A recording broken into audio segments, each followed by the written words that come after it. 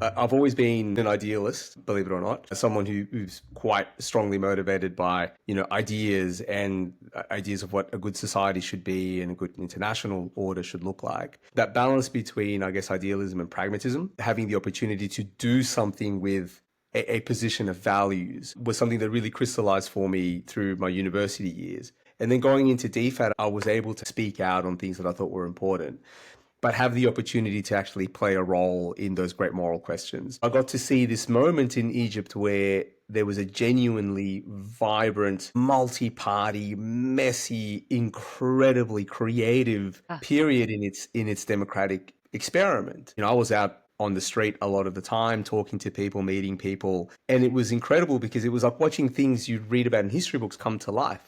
It's what happens when a country and a people gets engaged in a democratic process, if not a system necessarily, in a way that it hadn't done for such a long time. And then 2013, and the pendulum swings quite hard in the other direction. There's a period that for me was frankly emotionally harrowing. Hey, it's Jen. Welcome to the How to Diplomat podcast. Today I'm joined by Josue Castro. Quick note though, before we dive in, the views expressed here are Josue's personal reflections and my personal reflections and don't represent those of any organisation he or I have worked for. Josue spent nearly a decade as an Australian diplomat and security specialist, including leading the embassy's political team in Egypt during the Arab Spring, where we first met.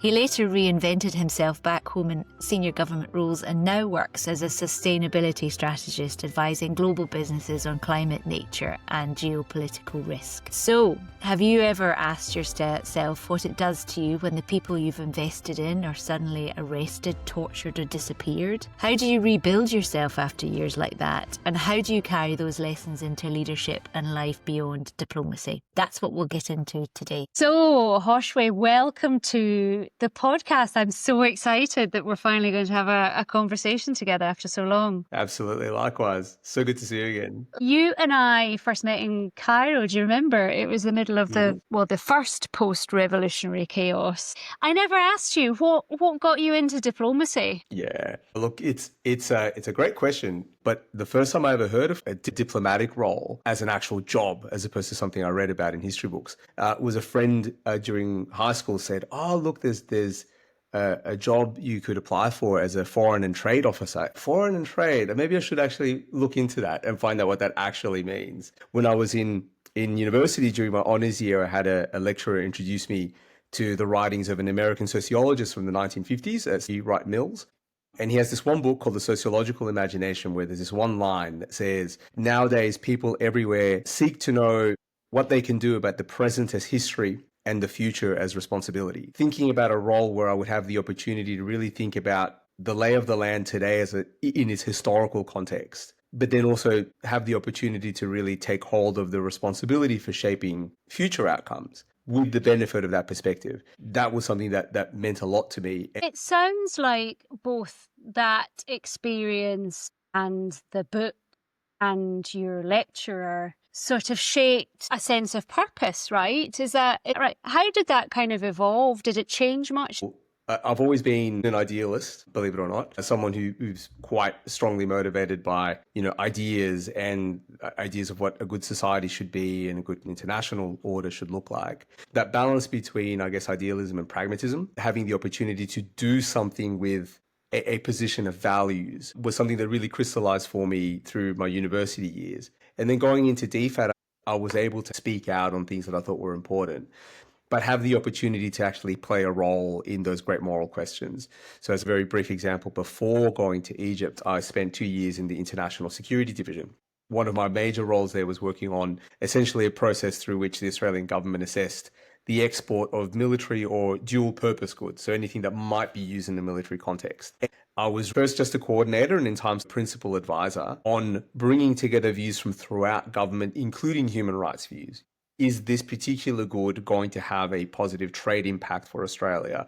But is it also potentially going to cut across our human rights concerns? And to make sure that those issues really got fleshed out in great detail and really thought through. So it was a good example of something that on paper sounded like a really boring, dry kind of job, Mm. but actually in practice, every other week was an opportunity to engage with really deep moral and strategic and defense and economic issues for Australia. You reminded me, actually, one of the 3,000 roles or hats I had in Cairo was also being part of those similar discussions Mm, in London HQ, where post-revolution and all the violence, we were also advising on human mm, rights and commercial interests in relation to dual-use items. And when you're leading on something like human rights, it's a very values-based, essential topic that you can resonate with. There's also national security and trade interests as well. So how did you kind of square those very different sets of values, ethical, mm. job, moral, trade interests? If I go back to that balance between idealism and pragmatism, I learned very quickly that what gets measured is what matters. Right. And what you're able to put evidence behind is what matters. So quite apart from just sort of generic statements about the virtue of this or that other option, we needed, in the context, say, of defense exports processes, we needed to assess the actual, as much as possible, tangible evidence. So some of what we would do is reach out to our embassies and say, look, here are the details that we know. Can you just ask some questions? Just reach out to your networks, find out whether that's something is this particular unit of the police force that the consignment says this is destined for, is this some potentially involved? And in some cases, those investigations came to nothing. In some cases, they found something perfectly innocuous, in which case, whether you liked or didn't like the conflict context in that country, that was a perfectly lawful export of Australian product. But in other cases,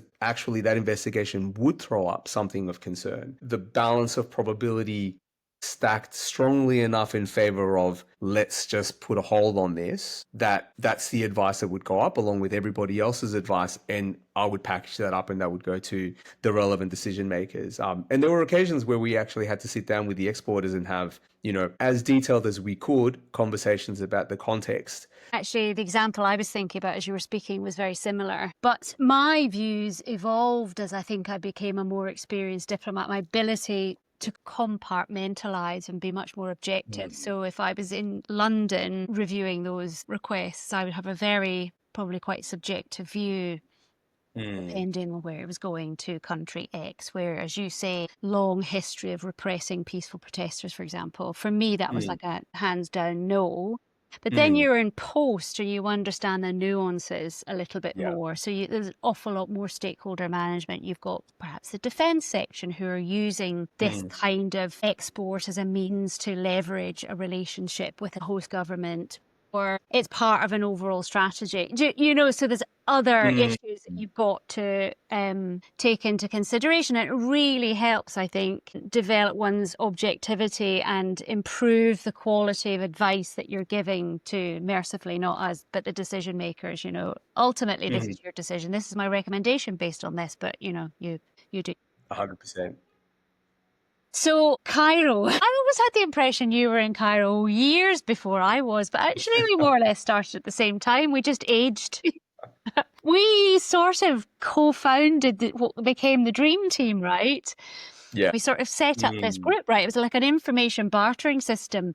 If I had access to a trial, for example, I would share reporting with you and you had something. But what's your standout memory of Cairo? So I was there from 2012 through to end of 2015. So I got to see this moment in Egypt where there was a genuinely vibrant, multi-party, messy, incredibly creative period in its democratic experiment. I was out on the street a lot of the time, talking to people, meeting people, and it was incredible because it was like watching things you'd read about in history books come to life. It's what happens when a country and a people gets engaged in a democratic process, if not a system necessarily, in a way that it hadn't done for such a long time. And then 2013, and the pendulum swings quite hard in the other direction.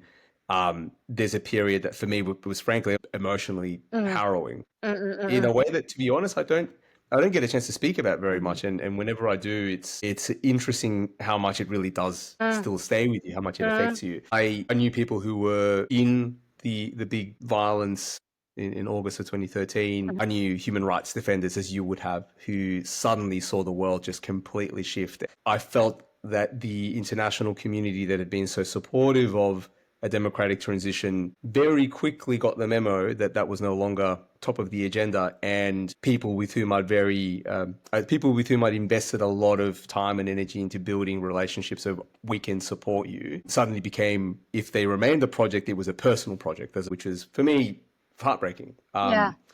And so many different emotions in what happened there. I think, to go back to the idealism pragmatism question, though, it was a time that definitely challenged my sense of mission and my sense of purpose. There were so many learnings about myself and what I knew I was good at, what I thought I might have been good at the beginning of the posting, and at the end I thought, like, actually, this stuff I'm great at. I know I'm really good at this. The stuff I knew I was absolutely rubbish at. And then from those two lists of things, some things that I thought, right, I really want to lean into this strength. And then with some of the things that I wasn't so great at, thinking, okay, well, these are things I actually want to invest in as a professional, as a person, my own trajectory as a professional and as a moral agent. And all of that, I think, came rather uniquely out of this extraordinary context that we sort of lived and worked through. It's been really therapeutic to listen to you talk about how difficult it was. You know, you and I both know people who imprisoned and tortured. Just one thing after the other. I don't think anyone in the embassy had the same relationships I had with these people who were close colleagues externally and disappeared. You know, or shot. But I spent 2 years, I had to go on sabbatical for about 2 years to kind of put myself back together again after that, all that. And I actually learned quite a lot about influencing effectively. And the only way you're going to impact change or influence a change is to come across at least very objective and actually really understand what's in it for your partner for this, like speak their language, because they get really put off by passion and subjectivity. Yes, absolutely. And I think to that point, you talked about the dream team that we put together. So our dream team, you know, this lovely, incredible family of fellow diplomats who in a way we knew each other better than our embassy colleagues did, because they had different jobs, they had different contexts, different lives. We were doing a particular thing and we were catching up over, you know, fool and tamea in this place or croissants in that embassy or whatever it was, and we just talk shop, and it wasn't boring. It was like, we care about this, we're passionate about this, these people need our help, this issue needs more reporting, this court case, of course, you'd well remember, we had a very, very famous court case going on at the time with the journalist Peter Grester being held in detention by the Egyptian authorities. And you know, being able to share that amongst ourselves really just refill the tank in some really important ways, which is important for influencing others. It provided us with information that we could then trade in that economy of knowledge that is the want of a diplomat. But it also meant that even amongst ourselves, we were able to sort of ebb and flow and push and pull on issues that we would collectively agree were important. And I remember some of the activities we got to work on were sort of, this is before all the violence in 2013, but election monitoring, democratic institution building, working with legislators and with the judiciary to help sort of build up their understanding of democratic process, advocacy on laws. So, you know, sharing that knowledge, identifying those points of interaction, and then, you know, creating those coalitions, and then taking that knowledge back to our embassies. And as you said, in that, you know, very factual, goal-oriented way, hey, I had this idea. What if we did bang, bang, bang, bang, you know, 5-step program. And sometimes that got off the ground, sometimes it didn't, but it gave us that energy. Yeah. And I think as well, you know, one of the questions, whether seniors ask it overtly or implicitly, you know, when you come up with a suggestion, is like, what are others doing in this space? And you're like, funny you should ask that. I already know.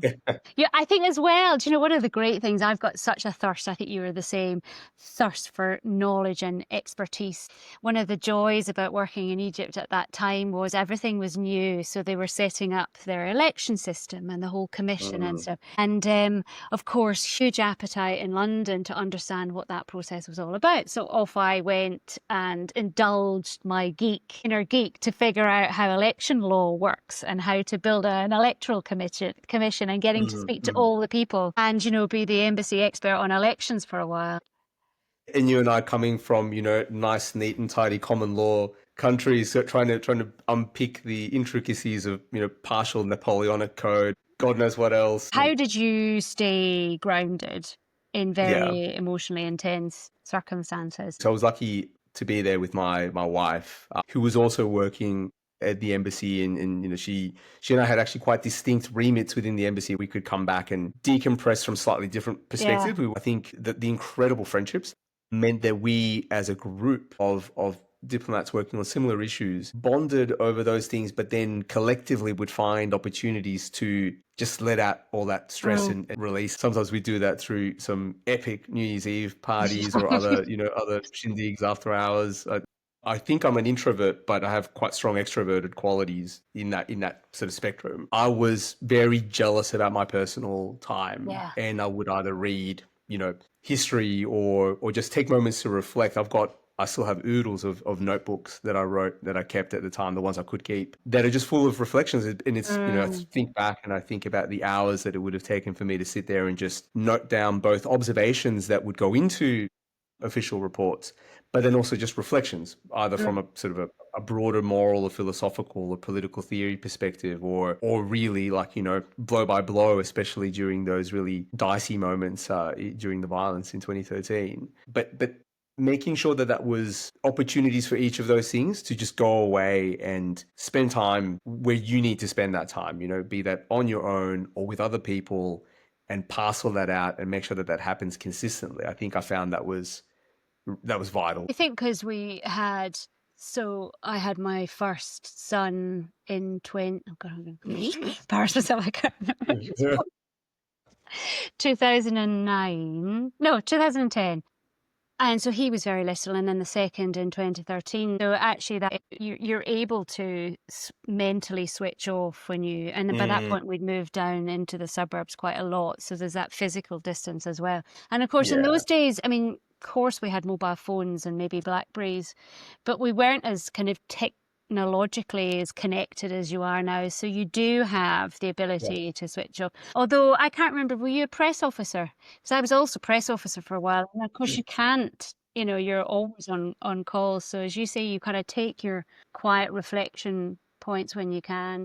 I was also doing an MBA by correspondence, which I don't advise when you're, frightfully committed to your job and in a sort of political crisis sort of situation, to have to unplug so you can brush up on your microeconomic theory. Or it was actually really helpful in a few ways, particularly thinking about things like organizational psychology and behavioral economics. But it did mean that sometimes I just have to be like, okay, I can just think about, this particular something problem. Different. Yeah, I did. So I didn't do anything like that. I had two small children, but many years later, during periods of post-Brexit or Brexit, COVID, fall of Kabul, and then Russia, Ukraine, did something similar. I did an online MBA followed by a coaching cert. And I think there's something you just need to use your brain for something else, just to save yourself almost. 100%. So what made you decide to leave government? Great question. I finished up the posting having already more or less decided I was probably going to leave the diplomatic life behind. But at the end of that posting, I remember thinking to myself, I mean, not even thinking, just like a persistent feeling, I really want to take charge of where my own personal growth is going to go, not in the next decade, now, like in the next year. And I wanted to be really good. I wanted to be really, really good at it. So for me, it meant a lot. That if I want to be, go up the ranks, as it were, I want to deserve it.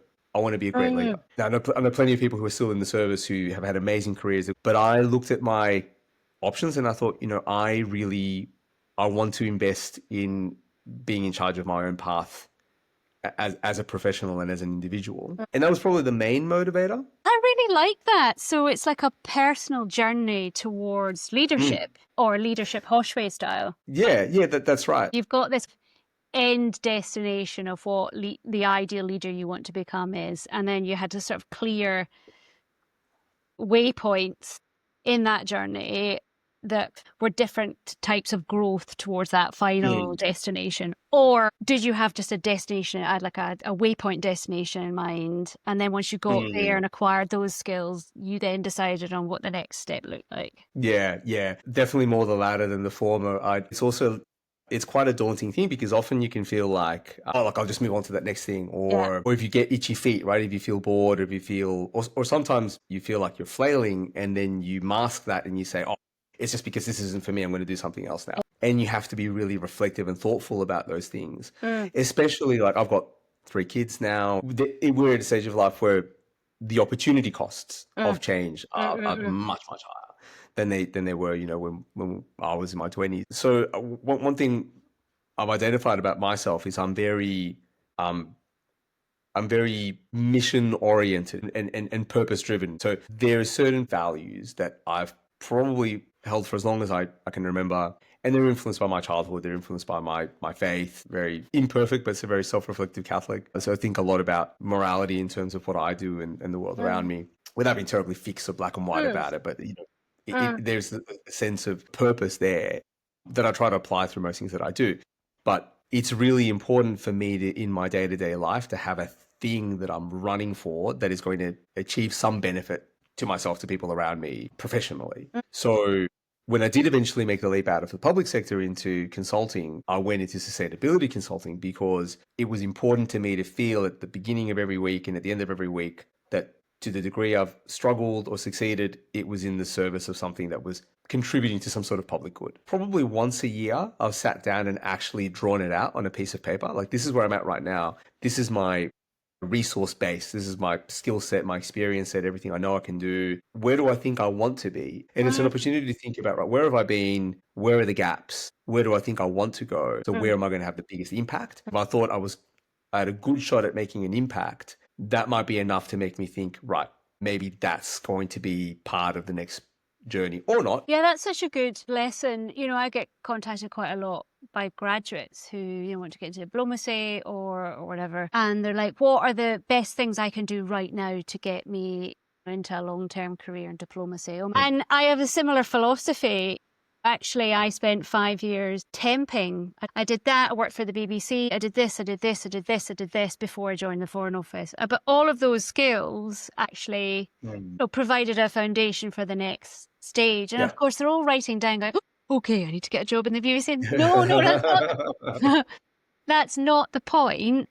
It's like all of it. As long as you're learning or growing or fulfilling whatever it is that's driving you, the rest will fall into place. But another important lesson, I think, I love the fact that you take like inventory every year. I'm sure part of that is like, okay, 2 years ago, this is where I wanted to be. Do I still want to be here? If not, why not? Where do I want to pivot next? I think that's a really, really insightful thing to do, particularly as we get older in our careers, where we can kind of just feel that vague sense of lack of fulfillment, but not really know why. It's probably because what I wanted in my 20s or my 30s isn't actually what I want now. Yeah, absolutely. Do you miss diplomacy? Did you have any kind of grief or loss? Yeah, look, yes, there's definitely aspects of it that I miss. So postings are amazing, even tough postings, as I think we've discussed. Cairo just involved so many incredible friendships, so many really. I mean, even to the degree that it was emotionally harrowing at times, it was because of the emotional investment. So being in a situation where you can be that connected to a people and a struggle, and I got to learn Arabic, and my wife's an Arabic speaker, so I get to practice it. That's our secret language. The kids don't understand it, so talking around the kids, we just break into the Arabic, and I love it that we can do that. So the cultural experience, the immersion, the parties, yes.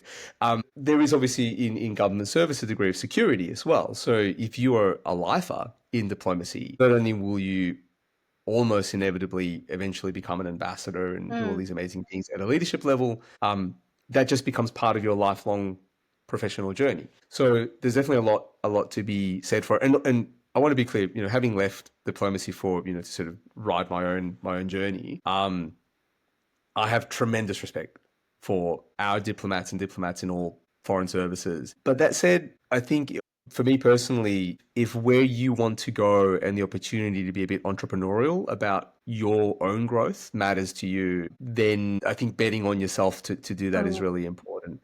Empowering your people to gain experience in other parts of government, in other levels of government, and outside of government, I really think is critical, especially in the present age. The benefit I think I've had over almost 10 years now, post foreign affairs career, as a series of vantage points on the geo-economic challenge that we face today. Yeah. I mean, I agree. I found the first year that I was out of government in management consultancy was acting as an interpreter. So I had quite strong links back into government. And I was, when, Mm, financial services say this is what, when they react like this is why. And then mm, explaining government to the clients. And so actually it was really interesting how little the other side didn't mm, understand each other. Something I hadn't mm, really taken into consideration because, as I say, I was in the private sector before I joined government. I actually found that experience really, really helpful to mm. thrive in government. And it's one of the things I love about the content and thought leadership you've been creating, Jennifer, is that the skills of a diplomat mean that you can move into these various realms in the economy, private, public, wherever. And you will have developed a bag of skills that you can deploy to be that translator and be Mm. that connector. And sometimes it catches you by surprise. You're sort of like, oh, you didn't know that? Yes, yes.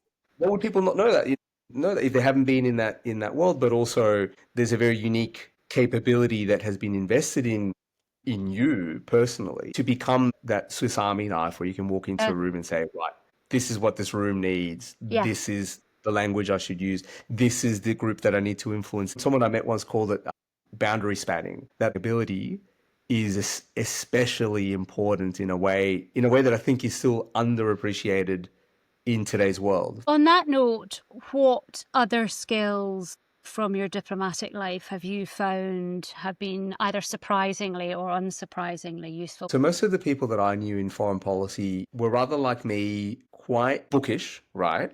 But Um, also when it came to the crunch, exceptionally good at getting shit done. I was probably someone who I didn't think I was good at that. And then we got to Cairo. And then yeah. in the madness, I suddenly There's realized, no oh no, choice. actually, yeah, you just do it. And then you surprise yourself. You're like, I can actually do this really well. So Yeah. something that I find very useful in both in state government and now in the private sector, when a problem arises right here, um, I there's a problem to solve. Whether I have 5 minutes to do it or 5 hours or 5 days, I whiteboard the problem, hack the problem from multiple perspectives. Who are the stakeholders? There are variables at play that make only a certain number of outcomes both likely and desirable, another set of outcomes likely and undesirable, narrow down that Mm. scope of what's actually achievable, I suppose. And then from that to select, right, well, I think we should be gunning for one of these three outcomes for these reasons. And then suddenly you've got a framework that you can put into a table and say, here's your variables, here's your time frame, this is what I think we should do for these reasons. What do you reckon? And I think the ability to do that quite quickly is one that is definitely not just mine, it's other people. DFAT and others who've moved on from foreign affairs apply pretty in different ways, but pretty consistently. So read the room and take that moment to step back and think about what is the problem here, and then determine and effectively argue and structure that argument for why we should take a particular approach. I focus quite a lot on the people skills around diplomacy.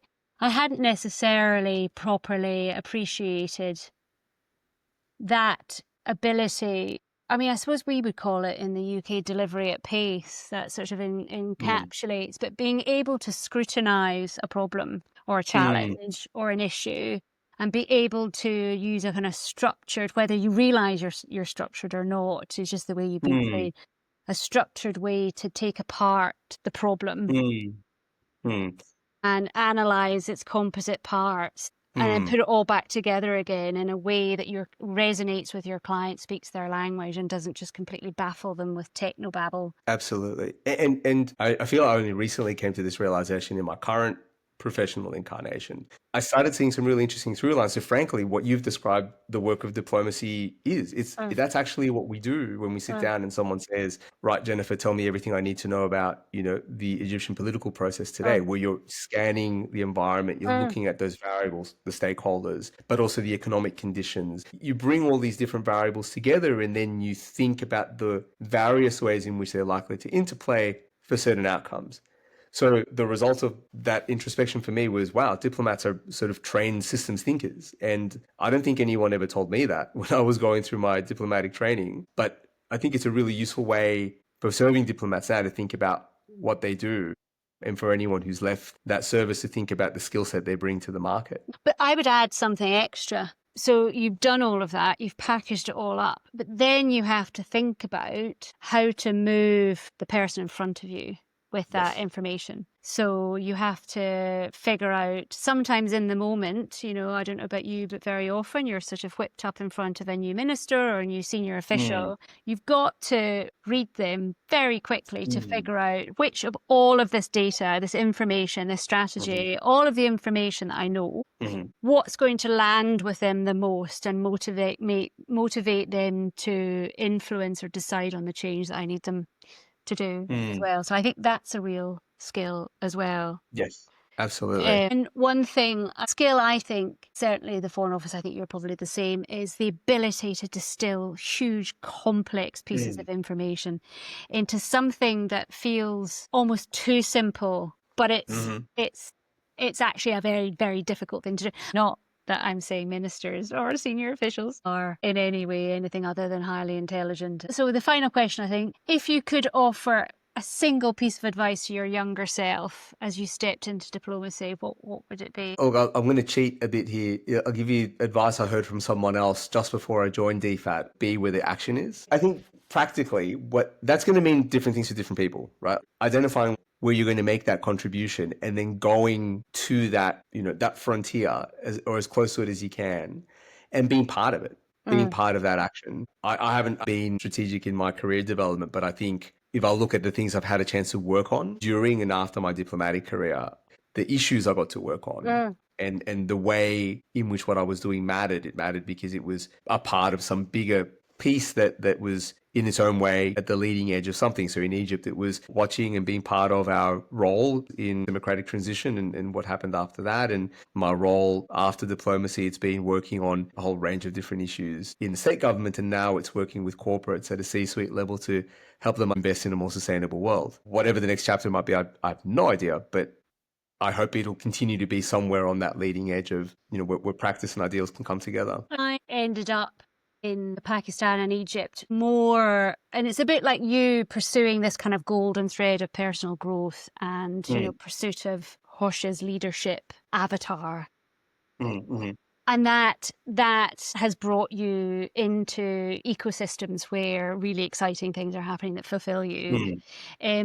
I ended up in Pakistan because it was just the universe just put me there, right? Not that many people, my peers, went there because there were other, more sexy crises happening elsewhere. And then I got there and then, the deterioration. It was still in the kind of aftermath of 9/11 and Afghanistan and the Taliban blew up the Marriott Hotel and then there was Mumbai attack. And so I happened just to be there at a point. We went to Egypt because that was reasonably calm. I was pregnant and we wanted one of those, the postings that everyone talks about in their career, having a posting where it's just quite calm. You do your 9 to 5. Got there and boom, revolution happened. And then in both postings, then you get the stream of the glory hunters. And I don't know whether this is just the chip on my shoulder, but I felt that they didn't necessarily get the same value from being there because of what motivated them to go there. Whereas, you and I had other things driving us.